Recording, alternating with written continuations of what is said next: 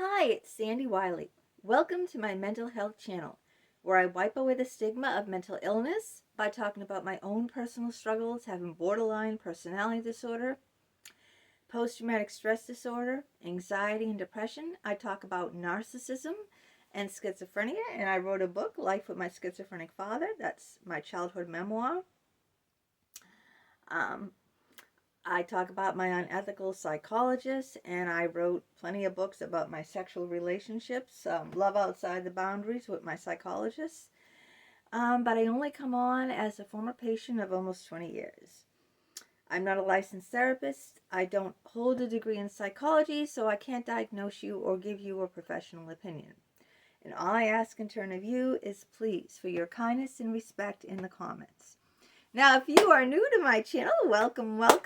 Hit that subscribe button down there in the lower right hand corner.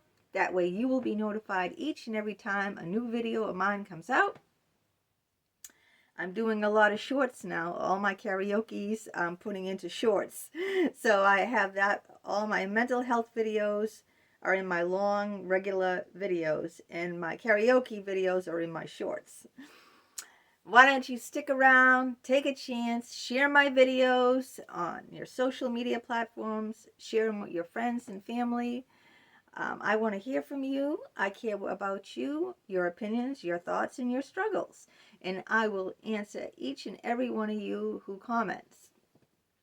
Today's video, why nice guys finish last. Have you heard that saying, nice guys always finish last? I have to admit it's true. Now, I'm going to talk about men today, like I did the video about the traits of female narcissists. I'm not saying that, this doesn't apply to women, that nice guys means both men and women. I want to make that clear because I don't want people to think I'm just picking on one side, and leaving the other side out. But since I am a woman, I'm going to focus on, the guys, all right? So this video will just be about them. There's lots of reasons why nice guys finish last. Why? I think they've always been glorified on the social media, on television, in movies, that, they're the cool ones. Like the fawns, yo, hey! Snap their fingers like this and the woman come running. The leather jackets, the motorcycles, the tattoos. They're self-absorbed, self-centered. These are the narcissists, okay? Why? Just Google narcissist. Just look on YouTube. How many videos are about narcissists? How many people do videos about narcissists? How many books are out there just about narcissists? They have whole channels on YouTube that talk about nothing but narcissists. These are the self-centered people. These are the bad boys, all right? TV glorifies them. The James Dean, think of James Dean, rebel without a cause. Women are drawn to them like moths to flames. And when I say like moths to flames, why? Because they get badly burned. Think of, like I said, the Fonzie and Happy Days, like Richie Cunningham, the nice guy. He never gets the girls. The girls are all swimming around the fawns.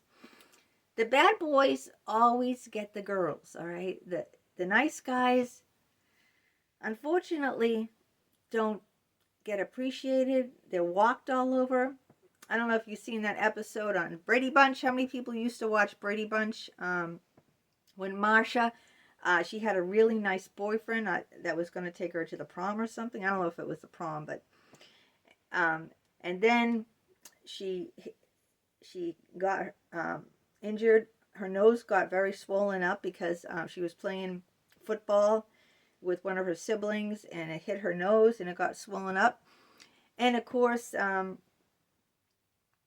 she ditched the nice guy boyfriend for the prom and went and had a date with the big jock. And when the big jock saw that her nose was, swollen, he didn't want to go out with her because she didn't look good, because he was narcissistic.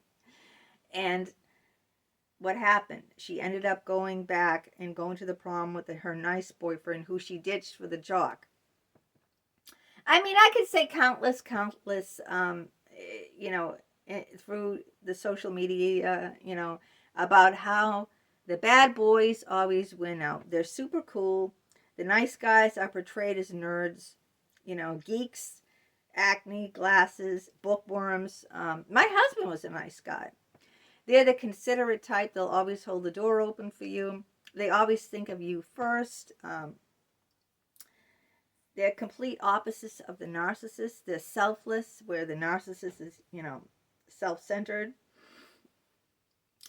And why is it that, they're portrayed as, the ones that always get the girl, the cool ones? And this is true even in real life. I think because the nice guys are doormats, all right? They're passive.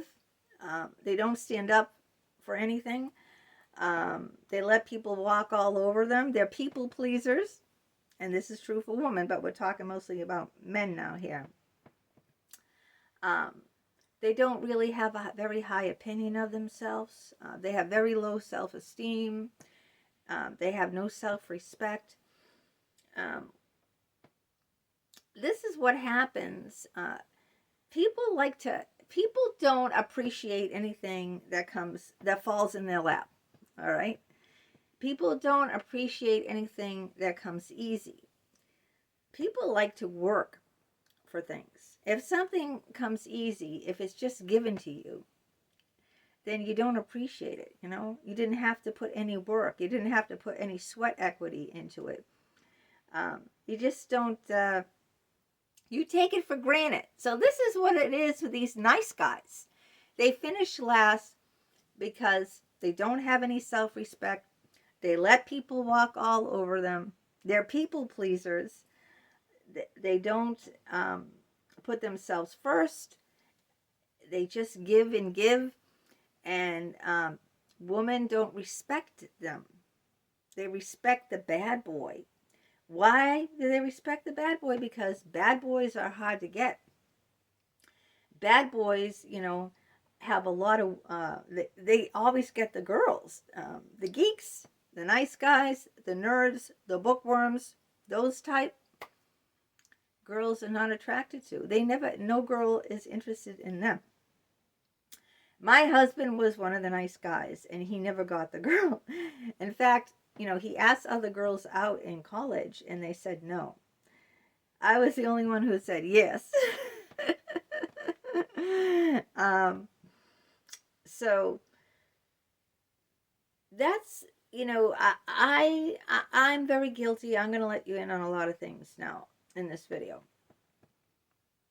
I'm not proud to say this, but I did take advantage of my husband being a nice guy. I didn't appreciate my husband for being the nice guy, for treating me like a queen, for doing everything for me, for always being there, faithful, devoted, caring, and loving. I found that boring. Like I said, it came too easy. He didn't have any respect for himself, because if someone lets you walk all over them, you lose respect for them. They don't stand up for themselves. This is true of everyone. I'm not proud of saying this, but I fell for this guy. If you read this book, this is what he looks like, okay? I fell for the handsome doctor with the six-pack. See, this is how he looked, just like this, even though that's not a picture of him, but he had the dark jet black hair, the black beard, the six-pack, the convertible sports car. He was self-centered, self-absorbed. He took advantage of me. He treated me like shit. He pushed me around. He physically, verbally, emotionally abused me. So why was I attracted to that when I had a nice husband at home who treated me like a queen, who respected me, who gave me everything I wanted? It doesn't make sense. But I'm going to tell you from my point of view is that I felt he was so cool, the bad boy. The nice guy, my husband, was super boring. And I'm only one woman, but I think a lot of women out there, this is why they fall for narcissists too. Super charming, charm the panties off of you, so to speak. Super handsome, very vain. He was very, very vain. My husband wasn't vain at all. It was very, very, very boring with the nice guy. It was just, I didn't feel passionate, excited. There's something about the bad boy, like living on the edge. That's what one of my therapists said when I talked about Jim, Dr. 𝗤𝗵𝗵𝗲𝗲, the one I had a 2-year affair with, my psychologist. He said he was living on razor's edge. Why are people drawn to that? People are drawn to that. People, they like horror shows, they like spellbinding mysteries, they like romance. Think about your soap operas, all right? No one is interested in, the nice couple. Well, maybe one time they were in the 50s, like Father Knows Best and Leave It to Beaver, those shows. Maybe back, going back all those years, people were attracted to that. But nowadays, it's not so. People like to watch, what are soap operas? They're always cheating on each other. They're always getting into fights. I was always fighting him. Scuffles, fist fighting him. And, it just was like living on the edge. Like people who are thrill seekers. Even though I'm not a thrill seeker, I don't want to jump out of a plane, okay? I don't want to go skydiving, or I don't even go on roller coasters. But being in a relationship with my psychologist, who was the perpetual James Dean. In fact, in this book, I call him Dean. When I wrote these books, all right, I was told you cannot use people's real names. They will sue you. If someone got out, like in this book, I don't use, Dr. Richard 𝗂𝒃. I use a fake name, Rick, okay? His real name is Dr. Richard 𝗂𝒃, and I call him Rick in Love Bombed. In this book, I called Dr. 𝗤𝗵𝗵𝗲𝗲 Jim, the one I had a 2-year passionate sexual affair with. I call him Dean. I called him Dean after James Dean because that's who he reminded me of, rebel without a cause. So, what was I getting at? Now I'm so old, I forget I'm losing my train of thought. But, yeah, I was the mother, stay-at-home mom with 2 young kids, and I used to, before that, have the 9-to-5 job in the office, come home, make dinner, and then I had children and stayed at home all day with 2 children. And my husband worked, came home, and it was just like that contrived life, always predictable, Nothing was predictable with this guy. Nothing.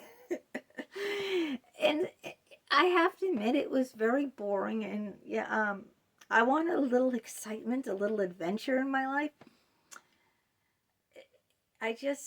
That's what these bad boys are. Of course, he was narcissistic. They're narcissistic, they're self-centered, they're self-absorbed, but there's something about them. Like I said, I was a moth drawn to his flame, and I got badly burned. While my husband, the wonderful Mr. Nice Guy, what was he there? He was there to pick up all the pieces after I got burned from these narcissistic psychologists. Why? Because he's the nice guy. You could say, nice guys finish last. And then certainly in my husband's case, that was true. Another man would have just up and left saying, you cheated on me more than once, more than twice. You cheated on me several times, not just once. I was dating men off the internet for excitement. I'm not proud of it. I'm coming on here just to share, you know, my experience. I'm not saying that, yay, I'm proud, I did this, it was horrible. You know, it's infidelity, it's breaking one of the 10 commandments if you believe in that stuff. I don't know if you believe in it or not. Thou shalt not commit adultery. It's one of the top 10. I did a lot of the top 10. Thou shalt not steal. I mean, thou shalt not honor your mother and father. I've never done.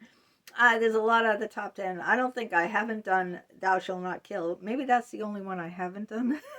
But anyway, we're getting away.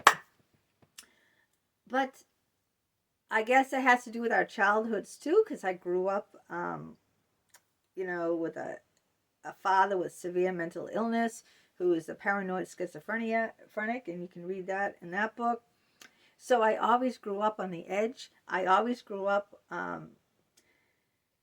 maybe I was repeating my childhood. I always grew up without security because my father was in and out of mental institutes all my life. He was, he left home for 3 years. He did come back, but he left me when I was a little baby for several years with a narcissistic mother. So you repeat your childhood and you're not even consciously aware that you're doing it. You repeat that, and that's what I did with my psychologist. I kind of repeated my chaotic, crazy-making childhood because that's what felt normal to me. My life with my husband, which was really normal, you know, a man treating me with respect, love, devotion, never cheated, never laid a hand on me, never mistreated me. The complete opposite of Jim, you know, that to me felt boring, dull. I wanted the excitement. And I think if you want to look at it from a psychological point of view, you could say that I was repeating my childhood with my father, who was never completely with me because of his mental illness. He was there 1 minute, gone another minute, and there was no security. He'd get, you know, psychotic and get into a rage, and Jim would get into rages, and so it's repeating my childhood, but I'm not doing it on a conscious level. I think that people that were raised in very healthy environments with 2 stable, loving, nurturing, caring parents that showed respect and love don't go out and pick bad boys. It's only us people that were raised, you know, who have trauma childhoods, who are, you know, unhealed. Their wounds are unhealed from their past, especially if they have, you know, I have father wounds too. I think I did a video on that. I know I did a video on mother wounds, but who have unhealed father wounds. If you have unhealed father wounds, I think it's especially true that you will be attracted to bad boys. So it's because of all these things that the poor nice guys finish last. Now, what can we do for these nice guys? How can we get them in the game? How can we get women to be, you know, how can we get them to be more appealing? Well, first of all, they have to, you know, not be so passive. They have to, you know, stick up for themselves. They have to be more assertive. Nice guys aren't assertive. They let people walk all over them. That's what needs to change, okay? Letting people walk all over you, not being assertive to put your own needs and wants, and to include them too. That's, you know, that's not being nice. That's just, you know, they are portrayed as nice, but that's really being a doormat. And this is where, you know, a lot of people see nice guys are doormats. So it's not that you can't hold the door open and be respectful of a woman and be faithful and devoted. It's that you have to put, you know, stand up for yourself. Be assertive. Not let women walk all over you. And stop being so available all the time. Like I said, If something falls in your lap, you're not going to appreciate it. And the nice guys, they're like, ooh, groveling. And don't be like that, Don't go chasing women. Don't be, falling all over them. Be more assertive. Stand up for yourself. Respect yourself. These are the traits, that women find attractive. Don't be so readily available. Have your own life, okay? Have your own life, because the bad boys certainly do. They have a life, all of themselves. So take those traits. Take those traits and be more like that. And I think that woman will get to like nice guys. Well, what do you think? Let me know in the comments, and let's continue this discussion. And until next time, have a great day. Take care. Bye-bye.